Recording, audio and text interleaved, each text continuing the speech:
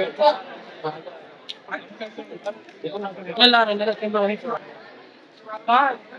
सबका स्वागत है। और अभी हमारा कार्यक्रम शुरू नहीं हुआ। शुरू करने से पहले जो बहुत गंभीर मसला है उस पर मैं 2-3 मिनट बात करना चाहूंगा। आप लोग जो सामने हैं यहाँ, हम सब आप लोग पत्रकार हैं, लेकिन पत्रकार से भी ज्यादा आप लोग किसी न किसी परिवार के हिस्सा हैं। किसी के भाई हैं, किसी के बाप है, आपकी कोई बेटी होगी या आप किसी के बेटे होंगे। तो अभी जो मैं आपको बताने जा रहा हूँ, ये कोई प्रेस कॉन्फ्रेंस के हिसाब से नहीं बता रहा हूँ, ये एक इंसानियत के हिसाब से बताने जा रहा हूँ। तो इस बात को गहराई से समझना है। इससे जुड़े में बहुत सवाल दिमाग में होंगे आपके, लेकिन उसके लिए हमारा जो एक्चुअल कार्यक्रम है वो उसी में उसका जवाब है। ये जवाब आपके लिए जानना जरूरी है, क्योंकि सवाल लाइफ एंड डेथ का है। उदाहरण से मैं आपको समझा देता हूँ। ये परिस्थिति अगर हो जाए कभी कि आप देख रहे हैं, मान लो ऐसी परिस्थिति अगर मेरी बेटी का जो उम्र है, आईवी नाम है उसका, 12.5 साल, यानी कि 9 साल से 14 साल के बीच में है इसकी उम्र। और आप में से जो लोग जिनके परिवार में 9 साल से 14 साल के बीच के लड़कियां हैं, उनके लिए आज का समय जो है बहुत ज्यादा खतरनाक है। अगर कोई ऐसी परिस्थिति आ जाए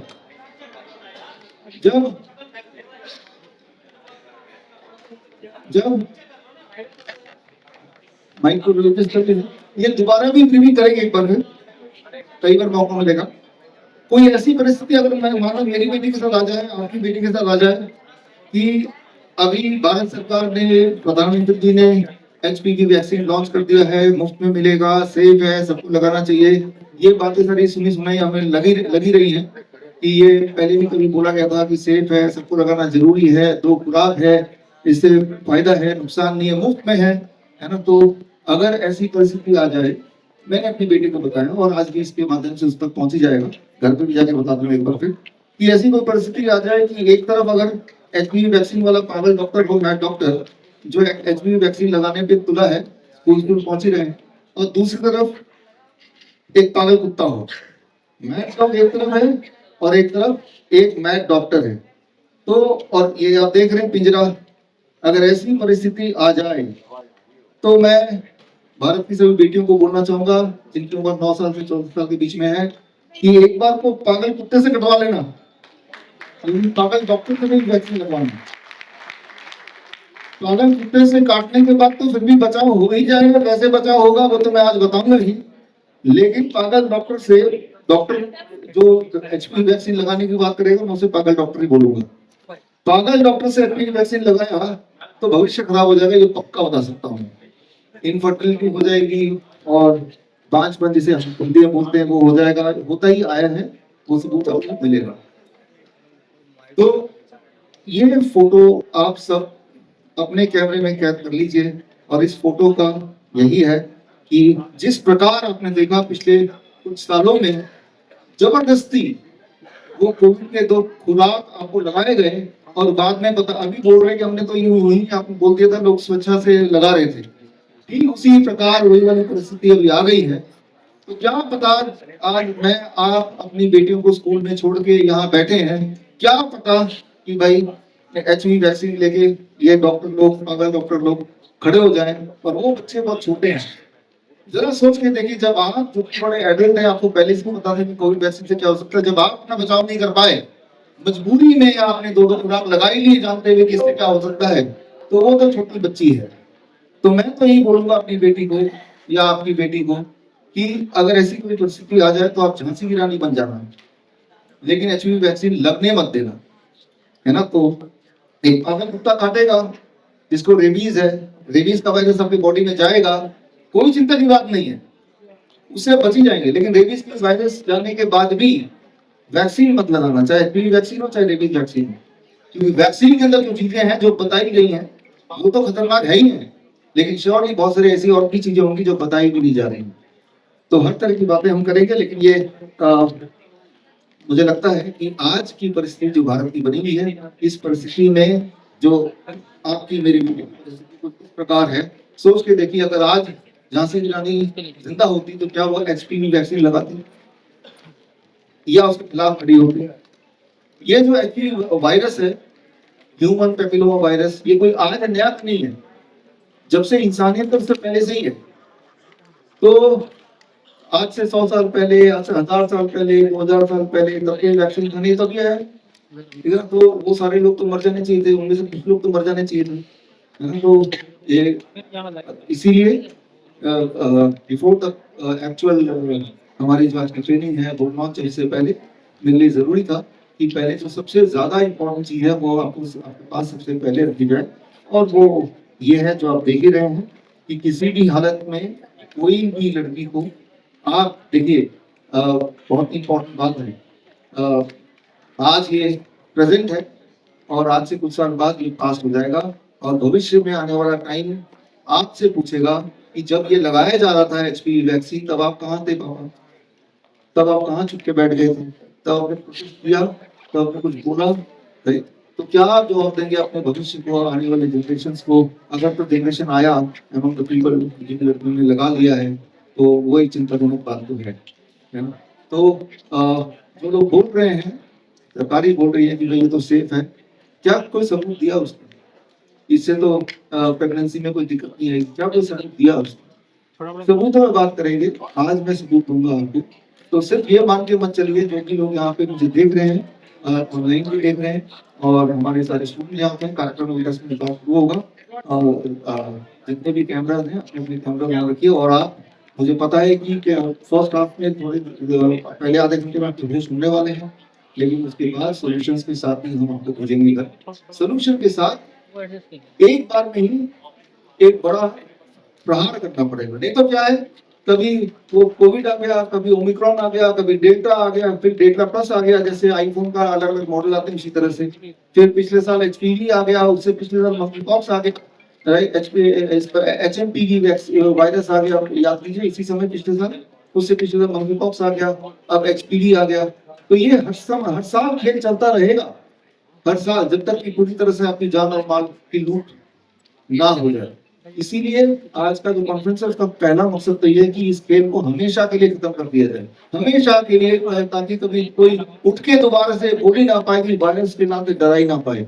जिस प्रकार एक छोटा बच्चा, याद कीजिए जब बचपन में जब आप पेरेंट्स की बात नहीं मानते थे, दादा दादी की बात नहीं मानते थे, तो कैसे डराते थे, दूध पी लो बेटे ये तो भूत आ जाएगा, पढ़ाई कर लो बेटे ये तो भूत आ जाएगा, सो जाओ बेटे भूत आ जाएगा, बहस मत करो, जिद मत करो, भूत आ जाएगा।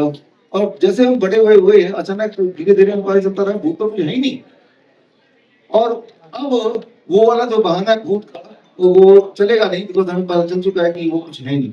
सिमिलरली इस ये डर का व्यापार कब खत्म होगा, जब डर के पीछे की असली कहानी, जो रियल साइंस को आपको पता चलेगा। नहीं तो याद रखिए, जितना आप डरेंगे उतना वो डराएंगे, क्योंकि जब आप डर जाते हैं ना तो आपको लूटना बड़ा आसान हो जाता है, बिल्कुल आसान हो जाता है। किसी को डरा दो, फिर उसकी जिंदगी ले लो, उसका माल ले लो, जो चाहे ले लो। आपने देखा भी था जो कोरोना का खेल चल रहा था, पेरेंट्स को हॉस्पिटल में छोड़ के उसके पेरेंट्स को मिलने नहीं आए, उनके लाश को लेने नहीं आए।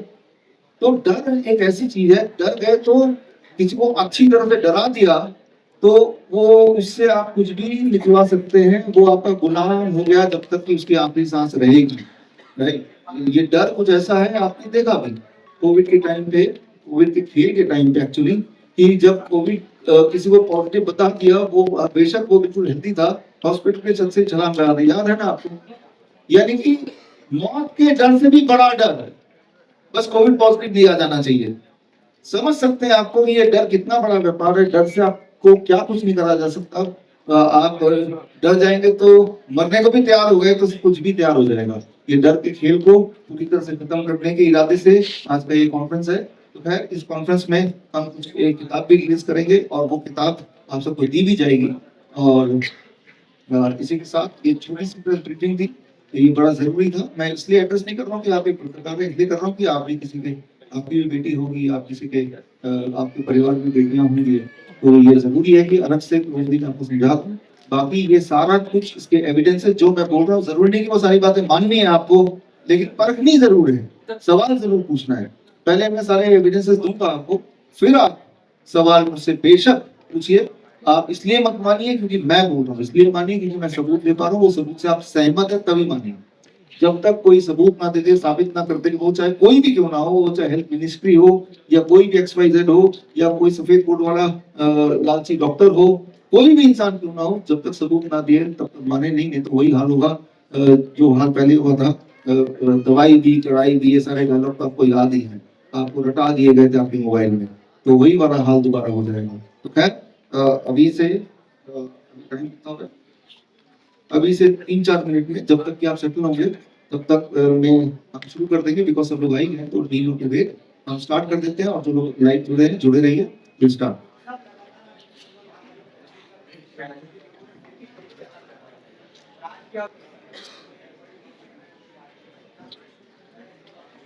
देखिए मैंने आपको बताया ना, जब डराया जाता है, डर जाते तो लोग दो वैक्सीन या वो जहर भी खा लेंगे, टूट भी जाएंगे छत से। डर एक सबसे बड़ा एक हथियार है, लेकिन हमने तो बहुत सारे अवेयरनेस फैलाया, फिर भी लोगों ने लगाया। ये आपका सवाल है, उसका जवाब भी आज मैं दूंगा कि मैंने आपको एविडेंस दे दिया कि नहीं मत लगाइए, लेकिन कोई और बोल रहा है कि लगाइए, तो वो लगाने पे क्यों विश्वास कर रहा है, एविडेंस पे क्यों विश्वास नहीं कर रहा, सामने देखते ही बात। इसके पीछे जो साइकोलॉजी है उसे कहते हैं इल्यूजन ऑफ ट्रूथ कहते हैं। एक झूठ बार बार बोला जाए, हजारों बार बोला जाए, तो वो इंसान के दिमाग को सच ही लगता है।